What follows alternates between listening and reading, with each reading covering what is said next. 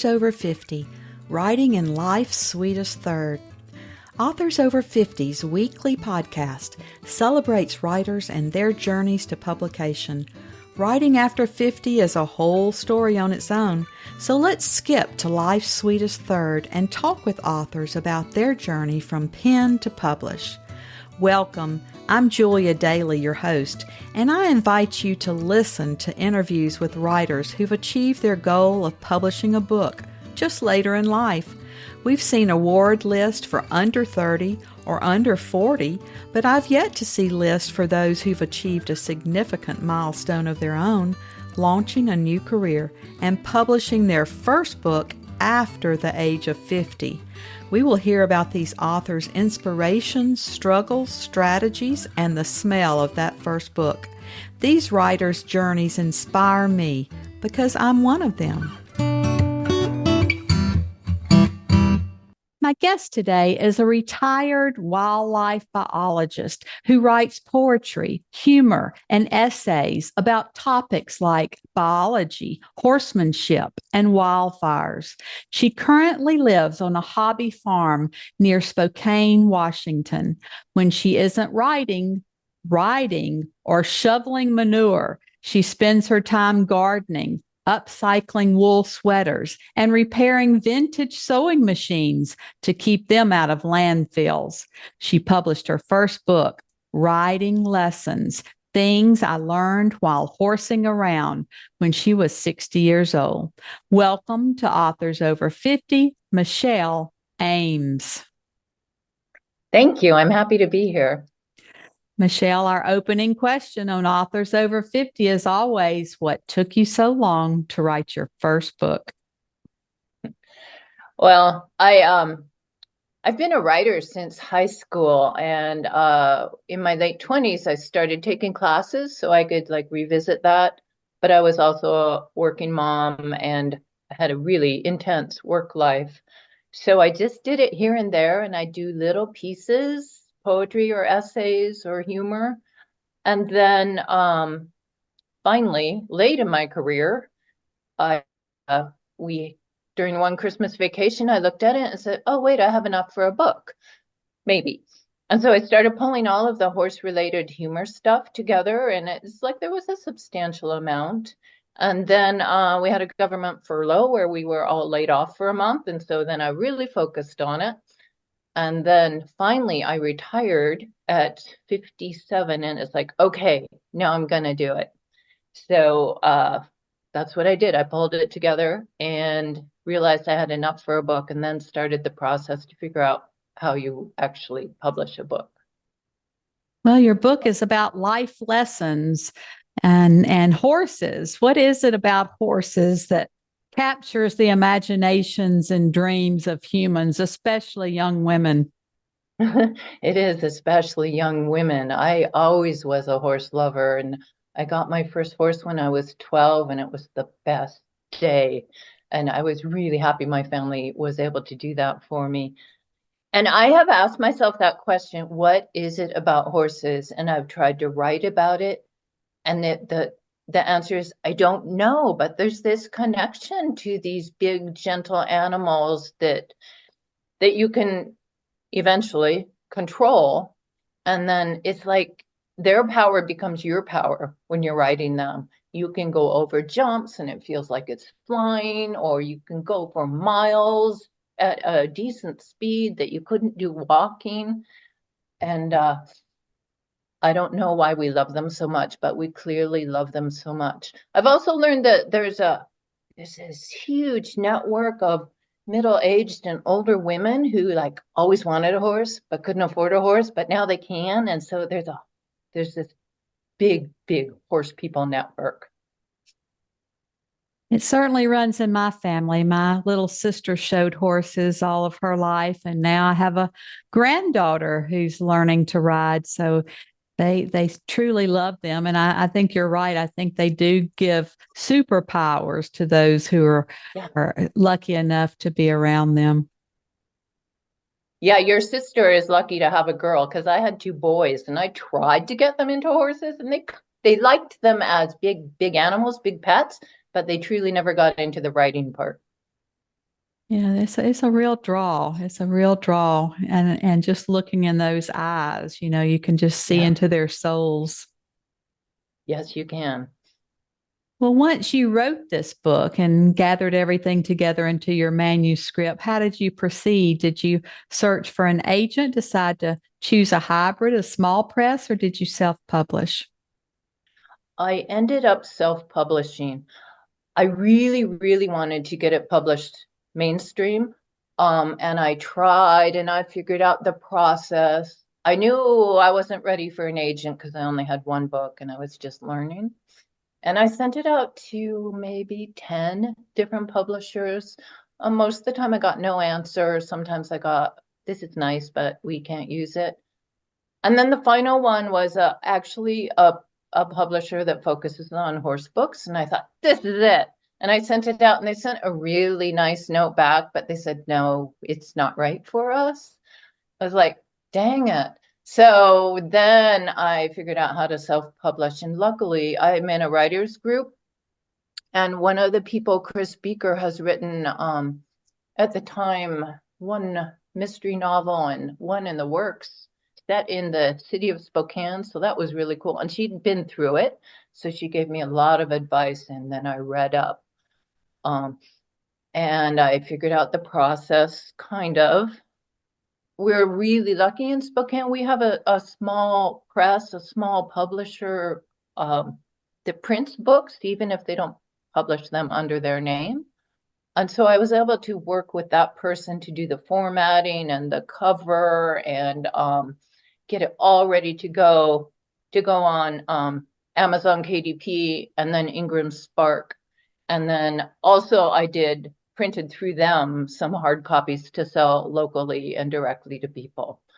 So it was interesting. I actually find marketing is harder than publishing.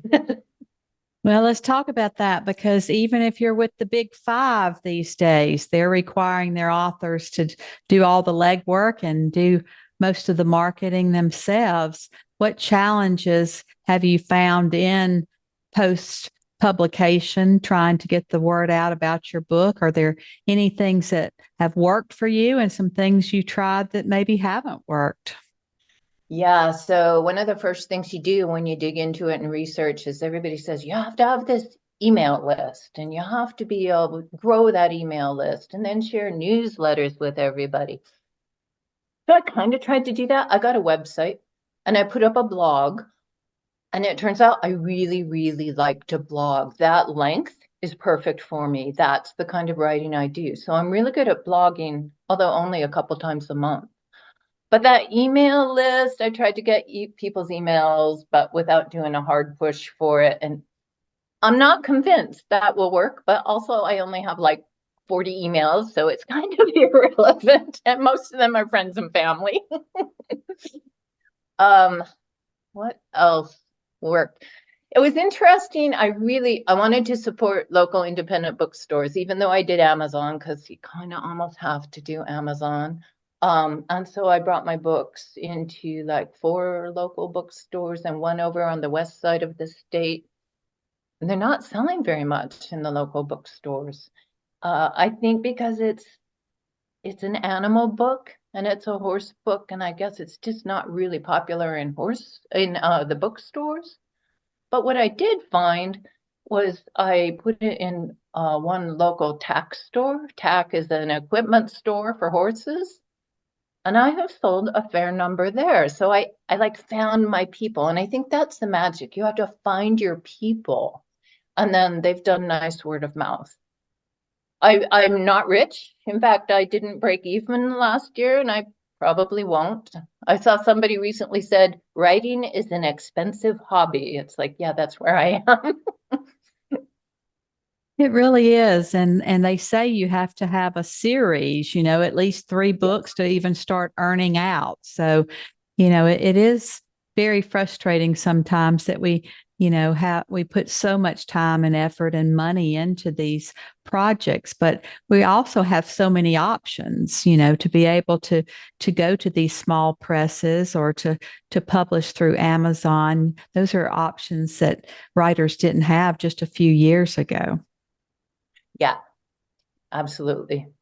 But if you can find your niche and you can Hmm. find horse shows or, tack rooms like you're talking about, even hardware stores or feed stores and be around, that group of people who love horses, I think that is your niche. Yeah, yeah, and animal lovers. This book is like for animal lovers too, or the person that always wanted a horse but never had one, and then they can learn why they're better off without them because they're not spending every dollar they earn on them. Talk about expensive hobbies. Yes, exactly.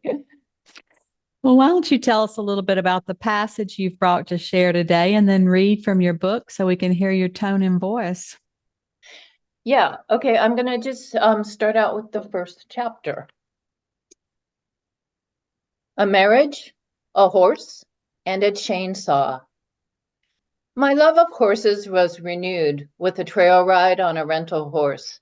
I was in my late 20s, hanging with coworkers in a new town, when one of the women said, "Let's go riding at this dude ranch." I was in. I knew how to ride. I was enamored with horses as a child, was thrilled to get a horse as a 12-year-old, and rode through my teens. I planned to get a horse again someday, likely when I retired and had more time. Several of us went for that ride on that dude string through the fields and blackberry thickets of western Washington. I don't remember the name of the horse I rode that day. I do remember the squeak of the western saddle, the rhythmic stride of the walk, the total relaxation of moving with a horse. My addiction to horses reawakened. I must have this fixed more often. It could not wait for retirement. I found a local barn that gave riding lessons with their school horses. It was a great barn, good people, good horses, with many teenage and preteen girls beginning their own horse journey. I got lots of riding time in. It was pure joy. When you are connected to a horse, you can do things you can't do on foot, borrowing the horse's speed and strength. Taking a horse over a jump is like flying, like a moment on Pegasus. Other parts of riding are like ballet with controlled, precise movements. Riding an extended trot is my favorite, power and speed that could go forever. On the good days, for a moment, I am one with the horse. Soon I considered buying my own horse. I had a good job. I could board the horse at the barn, although I worried about the expense. I knew the price of the horse was only the beginning of what I would spend. Horses eat money as if it were hay. I delayed buying a horse and went on a vacation instead with my husband and our friend Lisa. We had all been in the Peace Corps together and were going back to the Gambia in West Africa to visit friends and our host families. Our trip to the Gambia was great.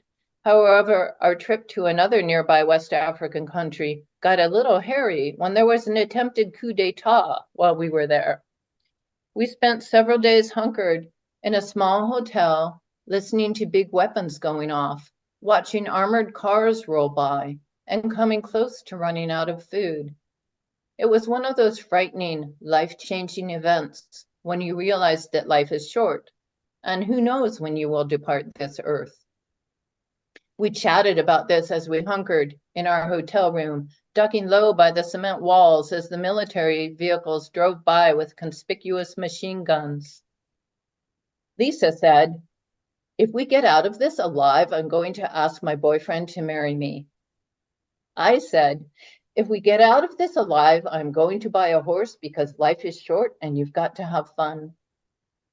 Doug said, "I've been wanting to buy a chainsaw. If we get out of here, I'm getting a chainsaw." Obviously, we did get out of there, and I put my horse buying plan into action. The local barn owner knew of a nice horse, a 3-year-old started by a 4-H kid. His name was Sonny, and the owner let me try him at the barn. He was lovely. He was an uncolored Appaloosa with no spots. He was a liver chestnut, dark red-brown with a long white blaze. He was calm, brave, sensitive, and well built with big solid legs and hooves. I love big hooves on a horse. Once I adjusted to the increase in horse prices since my teenage years, I bought him. I never looked back. We renamed him Kodo. Kodo is the Mandinka, a West African language word for money. Ever since buying Kodo, I have spent money: saddles, boots, boarding fees, vet fees, shoeing, and trimming. It never ends with a horse. We moved from Western Washington to Eastern Washington, and of course we needed a horse with acreage, then a truck, and then a horse trailer. Add in the cost of hay, an additional horse as a buddy for Kodo, more vet bills, fencing, and different saddles for the new horse. Horse people spend money on a horse like foodies on gourmet meals. I have an old friend who said, animals are put on the earth to teach you things. That's true for me and the horses I've had the joy of owning and riding. Sometimes the things they teach you are as simple as, I'll never do that again. It hurts when I fall off. Other times it's a deeper philosophical lesson about consistent treatment and respect. Often, for me, horses teach me to laugh, both at myself and at them. There's no doubt that we need more humor in this world. That's just lovely, Michelle. Thank you. You have made all of us want to go out and get a horse. And you should, or at least ride a horse. That's so great. I love all your descriptions. Eating money like hay, I think that's priceless. It is. They're both green. Yep. Do you have any other books in you? Yes. Since this, again, I had a collection of poetry that I had worked on like 20 years, like this book that I wrote a bit by bit. And my husband is a wildland firefighter, so it's a collection of poems called Fire Triangle, Heat, Fuel, Oxygen. And I got that published in a small book with two other poets. It's by Ravenna Press, and the book is called Triple Number 23. That was super exciting. I was just going to print that on paper and give it to my friends. And my writers group said, oh no, that's good. You have to try and publish it. So even though I've tried before, I did it again and sent it out to maybe 8 or 10 different publishers. And finally somebody said yes. That was exciting. And then I'm working on poems and essays about the hometown area where I grew up, and then moving different places across the state. And then probably after that, I'll do one more like writing lessons that's a lot of humor about living on a hobby farm. You know, it's amazing to me. You're talking about your husband as a firefighter. I have interviewed so many firefighters recently. So people are turning their experiences into books, especially women who began in certainly a man's world back in, the 60s and 70s and 80s, and worked as a sister in the brotherhood. Yeah. Absolutely. Yeah. The women can do it, especially wildland firefighting. Well, what does writing success look like to you personally? Part of me just wants people to read what I write. When you think, okay, I'm fairly good at this hobby. How do I share it with people? So that's part of the success, is actually doing some publishing. And I had published a few poems, a few essays before this book. And so I felt like I was good enough. And then this book, which is really fun to share with people because they enjoy the humor. Success to me at this point is breaking even, and that depends how you do the math. But I came close last year. And maybe I'll come close this year. But yeah, I don't think the kind of things that I write, I don't think I'm going to get rich doing it, which I don't need to get rich. I'm fine. Well, I've heard that at least 2 million titles published in the US every year. And that's just an extraordinarily tall mountain for us to climb and try to get to the top and wave that, we want somebody to read our books. So I think opening all these options that we have just opened the floodgates for so many books. So it is Right. difficult to get your book out there. But even if it's one or two people who contact us and say, I just loved your book and it meant so much to me, or it changed my life in this way, that's just so precious. It is. It feels good, and yeah, you feel valuable somehow. And, essays and poetry for a time were so difficult. You couldn't sell that work. And now I think poetry's making a resurgence, especially among the young people. Are you finding that? Yes. Yeah, and it's interesting because I talk to my friends and some are like, "Oh, I love poetry. Let me know when you publish." And some are like, "I don't get it." And there's so many different types of poetry out there, and some, even to me, is a little obscure. It's like, what did they mean? But there's also really accessible poetry that is just, it's a little essay in a paragraph, or in a stanza, and that's the kind I tend to write, is more accessible. And so, yeah, there is a bigger following now, I think, and so much diversity. You can find poetry that you like. Yeah, that's amazing to me because, I always thought poems had to rhyme, and they certainly don't. Yeah. Yeah, they're a moment. It's capturing a moment sometimes. What does your family think about you having a new career as a writer? My family is super, super supportive. When I first started writing, before I found a writers group, I would make them read my stuff. It's like, what do you think? And they would say, it's okay. This feels awkward here, but they weren't very critical.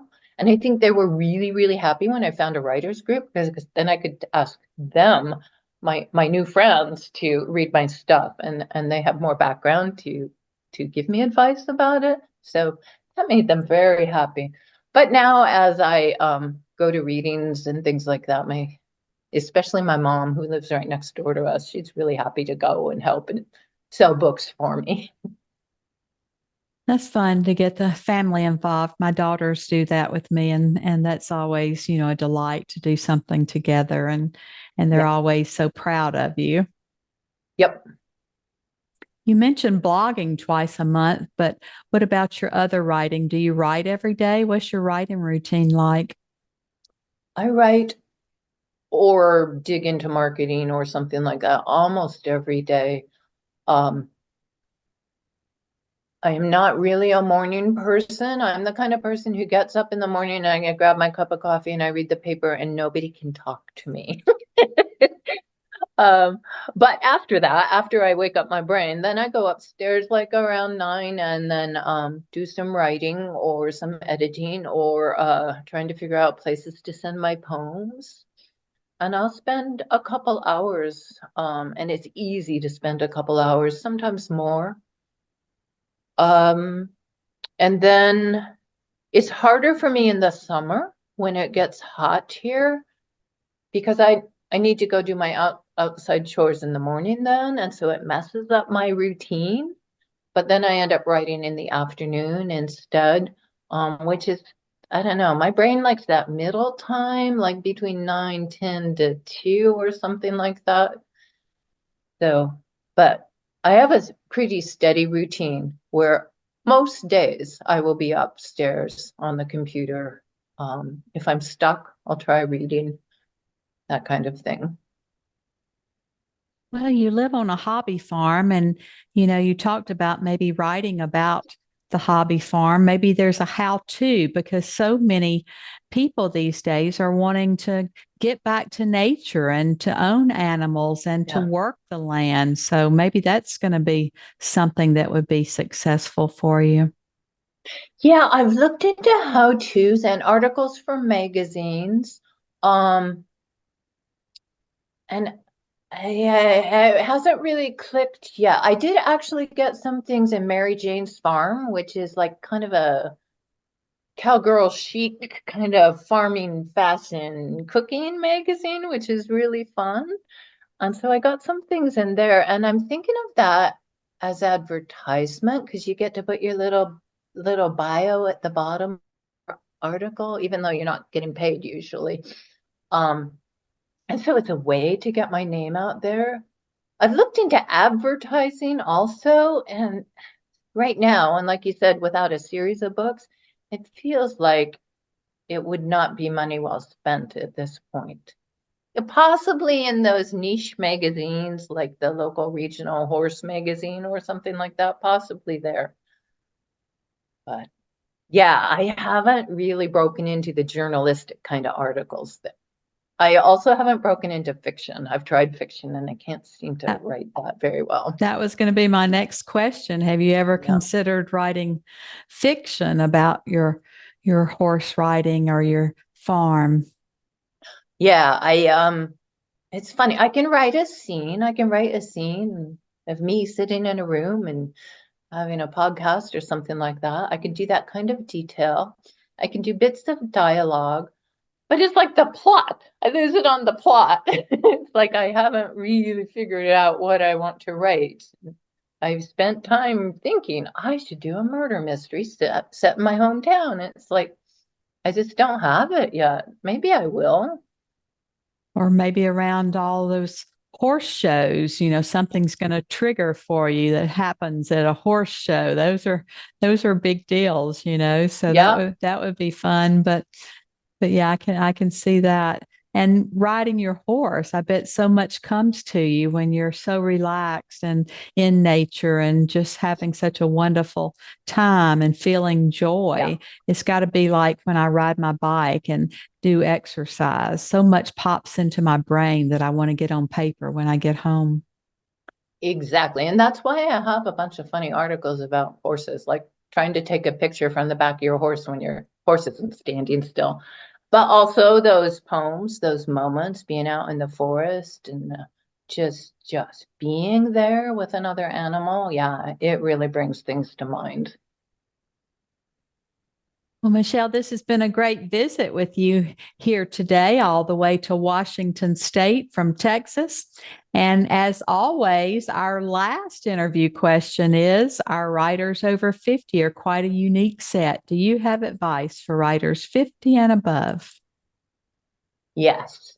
And this was told to me when I started writing by one of my favorite writing teachers.